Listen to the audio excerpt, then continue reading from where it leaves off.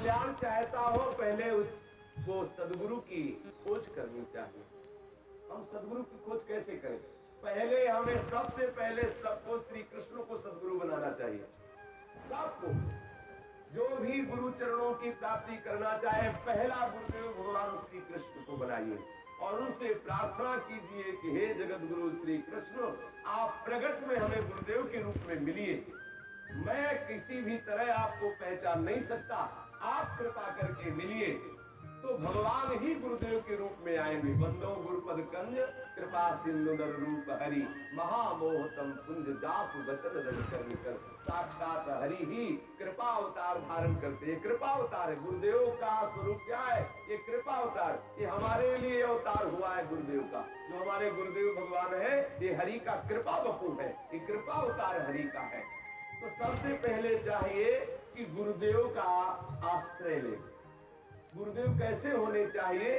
बोले वेदों के पारगामी विद्वान होने चाहिए, अर्थात शब्द ब्रह्म का उनको ज्ञान होना चाहिए और पर ब्रह्म की अनुभूति होनी चाहिए। ये बहुत बढ़िया बात है। यदि गुरुदेव शब्द ब्रह्म की तो वेदगामी, वेदों के पारगामी विद्वान है, वेदों को पूर्ण रूप से जानते हैं, लेकिन पर ब्रह्म की अनुभूति नहीं है तो बात नहीं बनेगी। खूब वेद पुराण कंठस्थ है लेकिन अनुभव नहीं है तो बात नहीं बनेगी। अगर परब्रह्म का अनुभव है और प्रगट में वो वेद पुराणों की बात नहीं कह सकते हैं तो थोड़ा अड़चन ये पड़ेगी कि हमें समझने में देर लगेगी, लेकिन बात वहां पूरी हो जाएगी। उनके संकल्प से आपका कल्याण हो जाएगा। वैसे दोनों भी बातें चाहिए सदगुरुदेव में, वो शब्द ब्रह्म के भी ज्ञानी हो और पार ब्रह्म के भी ज्ञानी हो। पार ब्रह्म का अनुभव हो जिससे वो अनुभूत बात, शब्द ब्रह्म का ज्ञान हो जिससे वो अपने शब्दों के द्वारा वर्णन कर सके, अपने अनुभव को शब्दों के द्वारा वर्णन कर सके। तो सदगुरुदेव कैसे हो? जो शाब्दे परेत निष्णातम ब्रह्मण्युप समाश्रय, बोले वेदों के पारदर्शी विद्वान हो जिससे ठीक ठीक वो समझा सके और पर ब्रह्म में परिनिष्ठित तत्व ज्ञानी भी हो, ताकि अपने अनुभव की बात हमको बता सके। अब अनुभव तो हुआ है लेकिन वो बात बताने के लिए उनको शब्द का ज्ञान नहीं तो कैसे बतावे? शब्द का तो ज्ञान है लेकिन अनुभव नहीं तो बात कैसे बनेगी? इसीलिए कहा दोनों बातें होनी चाहिए। सदगुरुदेव शब्द का ज्ञान कराने वाले हो और पर ब्रह्म का जो अनुभव हुआ वो अपना अनुभव बताने वाले हो, अनुभूत होना चाहिए। तो हम कहाँ ढूंढेंगे ऐसे महापुरुष को? ऐसे महापुरुष तो बड़े दुर्लभ है। वासुदेवा सर्वमित स महात्मा सुदुर्लभा। तो क्या करें? जो जानते उन्हीं की शरण में होते हैं। जानते कौन? प्रभु जानते हैं। प्रभु जानते तो प्रभु की शरण में होते, फिर प्रभु आपको सतगुरुदेव से मिला देंगे। गुरु कुम्हार शिष्य कुंभ है, गढ़ी गढ़ी कार है खोट, अंतर हाथ सहार दे, बाहर बाहे चोट। गुरु कुम्हार है और शिष्य घड़ा है मिट्टी का। जैसे कुम्हार मिट्टी के घड़े में भीतर से हाथ लगा के बाहर से वो चोट लगाता है, अर्थात उसका टेढ़ा मेढ़ापन ठीक करके अपने अनुकूल बनाता है घड़े को कुम्हार, ऐसे ही सदगुरुदेव अंदर से शिष्य को संभालते हुए बाहर से प्रतिकूल, बाहर से अपमान, उसकी निंदा करना, उसको दंड देना।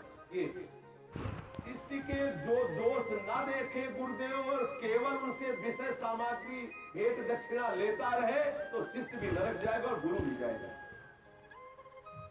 शिष्य इसलिए जाएगा कि गुरु की आज्ञा का पालन नहीं करता, गुरु इसलिए जाएगा कि अपने गुरु भाव को पूर्ण रूप से निर्वाह नहीं कर पा रहा। गुरु का सारा अधिकार ये होता है कि शिष्य को भगवत प्राप्ति कराना ही है। जिसको अपने में ऐसी बात समझ में ना आवे उसको कभी शिष्य नहीं बनाना चाहिए। जब गुरु के द्वारा प्रतिकूलता मिले तो नाचना चाहिए शिष्य को। जब गुरु आपके ऊपर कड़ी दृष्टि रखे, कड़ा वचन बोले तो आपको एकांत में नाचना चाहिए कि बाजी जीत गया, हमारे गुरुदेव की दृष्टि हमारे ऊपर हो गई। और जब गुरु से सम्मान मिले तो संकुचित हो जाना चाहिए। लगता है कोई अपराध बन गया क्या? कोई अपराध बन गया क्या? हम गुरु से सम्मान की आकांक्षा करते हैं, जरूर हमारा कोई अपराध बन गया। और जब गुरु अपने ऊपर वक्र दृष्टि, टेढ़ी दृष्टि रखे तो निर्भय हो जाना चाहिए, क्योंकि गुरु की टेढ़ी दृष्टि के आगे माया का प्रवेश नहीं होगा। गुरु वक्र दृष्टि किए हुए बैठा, कैसे कोई छू सकता है उस शिष्य को जिसके ऊपर गुरु की दृष्टि है?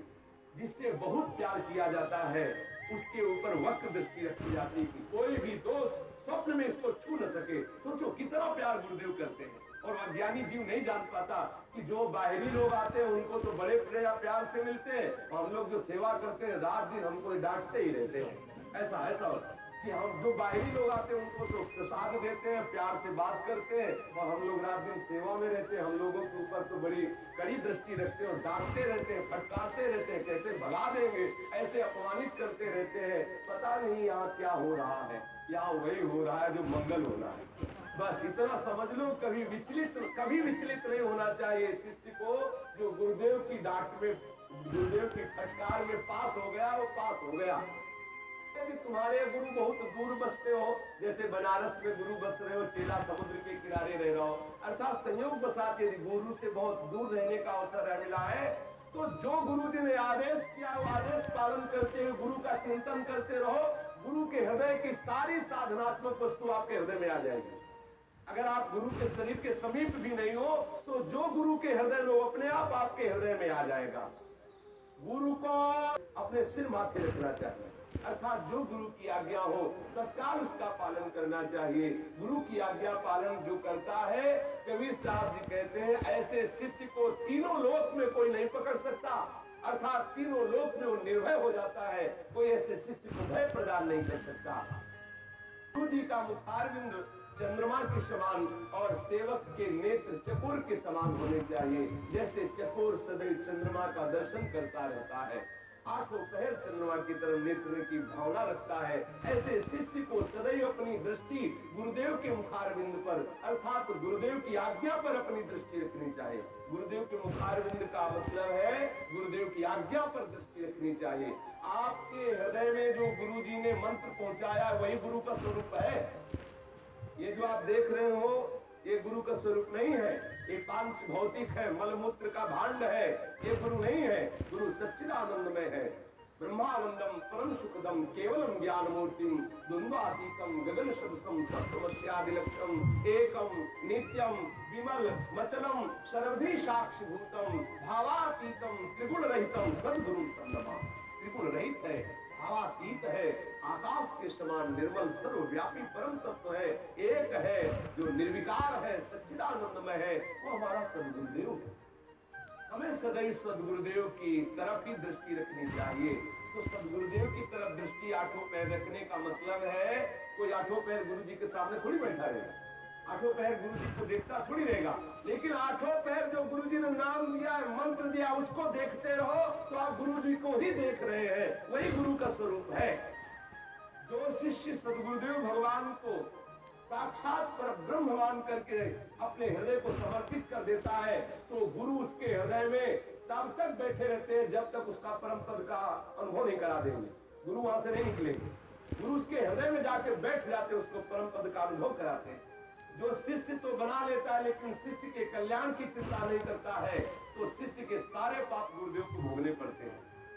जो शिष्य गुरु आज्ञा में ना चले उसका त्याग कर दे, अगर वो आज्ञा के अधीन नहीं चलता है, भगवत मार्ग में नहीं चलता है, त्याग कर दे। हमने सेवा विचारम नामक ग्रंथ में देखा है, उसमें वर्णन आया था, पहले तो ऐसे शिष्य किसी को बनाए ना जब तक उसके हृदय में भगवत प्राप्ति की लगन नहीं है, चाह नहीं है, भगवत भजन नहीं करना चाहता, तो चाहे कुबेर के समान धनवान क्यों ना, उसे शिष्य नहीं बनाना चाहिए। कुबेर के समान धनवान क्यों ना हो, वो महाराज क्यों ना हो, जब तक उसके हृदय में भगवत प्राप्ति की लगन नहीं है तो शिष्य नहीं बनाना चाहिए। और शिष्य बनाने के बाद सारी जिम्मेदारी गुरु की होती है। वो अपने तप से, अपने भजन के प्रभाव से शिष्य के दोषों का नाश करके और उसे भगवत प्राप्ति कराए, ये जिम्मेदारी गुरु की है, ऐसा थोड़ी खेल। लेकिन शिष्य सर्वतोभावेन गुरु के चरणों में समर्पित हो जाए। ध्यान का मूल क्या है? गुरु की मूर्ति। वो बड़े भाग्यशाली जो अपने ध्यान में गुरुदेव को देखा करते हैं, जिनके हृदय में गुरुदेव भगवान का ध्यान रहता। फिर हम वही बात दोहरा रहे हैं, गुरुदेव भगवान के ध्यान का मतलब ये गुरु मूर्ति भी हो सकती है, और वो गुरु नाम जो तुम्हें नाम दिया वही गुरु का असली स्वरूप है। निरंतर आप नाम का ध्यान कर रहे हैं, मानो गुरु जी का ही ध्यान कर रहे हैं। और गुरु जी के चरणों की पूजा करना ही मूल पूजा है। जैसे मूल में जल डालने से पूरे वृक्ष, तना, पत्ते आदि को प्राप्त हो जाता है, ऐसे गुरु उपासना से सबकी उपासना हो जाती, क्योंकि गुरुदेव अखंड मंडलाकारम व्याप्तम येन चराचरम तत्पदम दर्शनम येन तस्मै श्री गुरुवे नमः। जो गुरु बोले वो महावाक्य, गुरु के वचनों पर दृढ़ विश्वास रखे, जो बोले उनकी आज्ञा का पालन करे और सत्य सनातन सच्चिदानंद में भगवान की प्राप्ति का हेतु गुरु कृपा ही, मोक्ष मूलम गुरु कृपा। मन और इंद्रियों को जैसा गुरु जी ने आज्ञा किया वैसा नाच नचाना चाहिए, वैसी ही चाल चलो जैसा गुरुदेव ने आज्ञा किया है, जिससे गुरु के प्रति प्रेम बढ़ता रहे, ऐसे आचरण करते रहो। गुरु के प्रेम के बिना कभी किसी का कल्याण नहीं हुआ। जो गुरु चरणों में प्रेम नहीं करता उसका कल्याण संभव नहीं हो सकता, क्योंकि गुरु की कृपा से ही कल्याण होता है, भगवान की बनाई हुई मर्यादा। देखो, जब गुरुदेव ने मंत्र दिया कागभूषण जी अपने पूर्व जीवनी की बात करते तो पंचाक्षरी मंत्र का जप करते कागभूषण जी, और जब गुरुदेव हरि की चर्चा करते तो उनको ईर्ष्या होने लगती, अंदर जलन होने लगती कि भगवान शंकर की चर्चा न करके हरि की चर्चा करते हैं। धीरे धीरे गुरु के प्रति अश्रद्धा होने लगी अंदर से, क्योंकि उनको शंकर जी के प्रति आसक्ति बढ़ने लगी। पंचाक्षरी मंत्र गुरु जी ने ही दिया, उपासना गुरु जी ने ही दी, लेकिन जब हरि की चर्चा करते तो उनके मन को अच्छा नहीं लगता। एक बार गुरुदेव भगवान शंकर जी के मंदिर में पधारे तो कागभूषण जी के पूर्व जीवन की बात, वो उठकर न खड़े हुए न प्रणाम किया। क्या बार बार खड़े होना प्रणाम करना, अभी तो भजन ही तो कर रहे हैं, कभी ऐसी गलती ना करें। 1000 बार अगर गुरुदेव आपके समीप के पास से निकले तो आपको खड़े हो जाना चाहिए। गुरुदेव है जिन्होंने भगवान नाम दिया है, हाथ जोड़ के खड़े हो जाए, प्रभु से ज्यादा आदर करें। मोसे अधिक गुरु जी जानी, प्रभु स्वयं करें मेरे से अधिक गुरु को जाने। हाथ जोड़कर खड़ा, कागभूषण जी ने नहीं प्रणाम, क्या बार बार प्रणाम, बार बार नमस्कार करना। भगवान शंकर ने उनको श्राप दे दिया कि मेरी ही बनाई हुई मर्यादा है और तू गुरु मर्यादा का उल्लंघन करता है, अजगर जैसा बैठा रहा, जा पापी, अजगर की योनि को प्राप्त हो, ऐसा श्राप। कभी भी गुरु मर्यादा का उल्लंघन न करे। यदि गुरु मर्यादा का उल्लंघन करेगा, गुरु चरणों का अनादर करेगा तो उसका कभी कल्याण नहीं हो सकता है। तब ही शिष्य के मन में तभी प्रेम बढ़ेगा गुरु के प्रति, जब आप गुरु के दिए हुए उपदेश के अनुसार चलोगे। एक बार पूज्य श्री सद्गुरुदेव भगवान ने कहा था, जिस दिन तुम अपराध करोगे तो तुमको हमारे प्रति द्वेष बुद्धि हो जाएगी, तुमको हमारे प्रति अवहेलनात्मक बुद्धि आए। जब अवहेलनात्मक बुद्धि, कहीं भी अपराध करोगे वो अपराध सीधे गुरु पर लागू होगा, जाके आपको गुरु पर दोष दिखाई देने लगेंगे, आपको गुरु पर अश्रद्धा हो जाएगी। ध्यान रखना, अपराध कहीं कर रहे हो और प्रभाव ये दिखाएगा, वो अपराध सीधे गुरु पर दोष दर्शन कराएगा, गुरु पर अश्रद्धा करा देगा। इसके बाहर अपराध न बदले पावे। यदि कहीं अपराध बन रहा है तो तत्काल गुरु के चरणों में जाकर निवेदन कीजिए, नहीं तो सबसे बड़ी हानि हो जाएगी, गुरु पर अश्रद्धा हो जाएगी। जहां आप किसी का भी अपराध करेंगे सृष्टि में, वो अपराध सीधे आपके जहां कल्याण होना है वही अश्रद्धा पैदा कर देगा, वही दोष दर्शन दिखाई देने लगेगा, वही गुरु आपको मनुष्य दिखाई देने लगेंगे। बस हो गया, गुरु में मनुष्य बुद्धि, साधु में जाति बुद्धि, चरणामृत में जल बुद्धि, महाप्रसाद में अन्न बुद्धि और श्री विग्रह में पाषाण बुद्धि, ये सब अपने अंतःकरण को मलिन करने वाला और पतन करने वाला भाव है।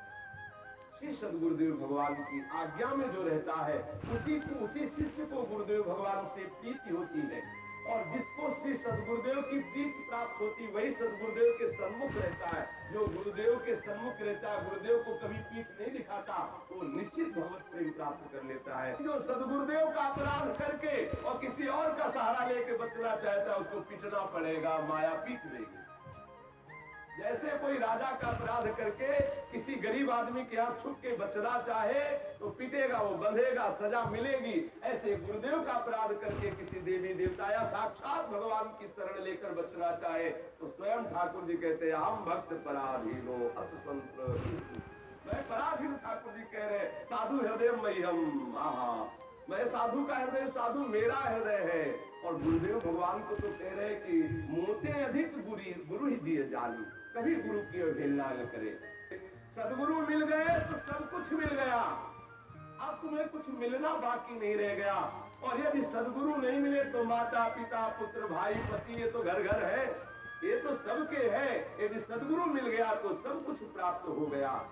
सतगुरु सदगुरु के बताए हुए मार्ग पर तो चलता नहीं, उल्टी सदगुरु की बातों को जो तर्क के द्वारा उनको काटता है, नहीं ऐसा नहीं, ऐसा है, ऐसा नहीं, ऐसा है। उल्टी सीधी बातें गढ़ छोड़ करके कहता है। कबीर साहब कहते हैं ऐसे साधक का कभी क्या कल्याण हो सकता है? वो क्या कर पाएगा? उसके मन में तो सदैव उल्टा ही विचार आएंगे। जो सदगुरु की अवहेलना करता है, उल्टा विचार, काम क्रोध लोभ मोह मद मत्सर आदि आएंगे। कबीर साहब कहते हैं बिना सतगुरुदेव की शरण आए किसी का कल्याण नहीं हो सकता। भगवान ब्रह्मा जी, भगवान शंकर जी और भगवान विष्णु जी भी बिना सदगुरुदेव के परम आनंद का अनुभव नहीं कर सकते, औरों की तो बात जाने। अब आप इस रूप में देख लो, भगवान राम जी विश्वामित्र जी के चरण चाप रहे, वशिष्ठ जी के चरणों में बैठकर उपदेश सुन रहे हैं। अखिल लोगों को सुख प्रदान करने वाले समस्त ज्ञान के भंडार भगवान श्री कृष्ण संदीपनी ऋषि के चरणों में बैठ करके श्रवण कर रहे। बिना गुरु के जब ये महापुरुष प्रकट हुए स्वयं और ऐसी लीला करके दिखाए कि बिना गुरु के वो वस्तु की प्राप्ति नहीं हो सकती जो वस्तु स्वरूप है। तो कबीर जी कह रहे हैं इन जीवों की क्या बात है जो अभिमान किए बैठे कि बिना गुरु के मोक्ष हो जाएगा, बिना गुरु की बात बन जाएगी। जो भी करोगे अभिमान को पुष्टि करेगा, और जब तक अभिमान रहेगा बात बनने की नहीं। जब तक अभिमान रहेगा, साधना का फल होता है अभिमान रहित हो जाना, वो तब होगा जब गुरु चरणों का आश्रय होगा, तब आपके मुख से निकलेगा। कोई पूछेगा बहुत सुंदर भजन करते हो आप, कहेंगे गुरु कृपा से कुछ होता है, हम तो अधम जीव है, नीच है, ये बात आ जाएगी। अगर आप गुरु चरणों का आश्रय नहीं लिए तो आप ये कहेंगे क्या होता है गुरु के चरणों में जाने से? अरे साहब भजन से होता है, करो भजन, अपने आप भगवान मिल जाएंगे। भगवान के समीप बैठे उद्धव जी, बिल्कुल बूंद भर प्रेम नहीं है, और जब गुरु स्वरूपा गोपी जनों का आश्रय लिया तो प्रेम में लबालब डूब गए। अब बिना गुरु के भगवत प्रेम की प्राप्ति नहीं हो सकती। अगर दिन में कई बार दर्शन न कर सको तो 2 बार तो दर्शन करो ही। अगर संतों के 2 बार दर्शन करते रहे तो काल तुम्हें धोखा नहीं देगा, अर्थात काल तुम्हारे ऊपर वार नहीं कर पाएगा, अकाल मृत्यु नहीं होगी। जो 2 बार संतों का दिन में दर्शन करते हैं उनको काल धोखा नहीं देता, अर्थात अकाल मृत्यु नहीं होती, कोई भारी विपत्ति उनके जीवन में नहीं आती, सूली की सजा कांटे से बनकर टल जाती है। तो माता पिता भाई बंधु मान बड़ाई इनकी रोकने की वृत्ति से नहीं रुकता, और संत सदगुरुदेव के सानिध्य को प्राप्त करता है, उसको निश्चित मोक्ष प्राप्त हो जाता है, वो निश्चित भगवत प्रेम का अधिकारी हो जाता है। तुम्हारे घर कोई संत आ रहे हैं, सदगुरुदेव आ रहे हैं, बहुत चढ़ा के देख रहे, अब आएंगे इनकी दंडवत करनी पड़ेगी, इनकी सेवा करनी पड़ेगी। बोले वो मरेगा तो गांव का चांडाल बनेगा, एक कोने में बसेगा गंदे आचरण करने वाला। संत को देख के जो भाव चढ़ा लेते हैं और अंदर से गुस्सा होते हैं कि आ गया, कुछ न कुछ देना पड़ेगा, कुछ न कुछ सेवा करनी पड़ेगी, तो जब वो मरेगा तो गांव के किनारे रहने वाला ऐसे चुहरा चांडाल बनेगा।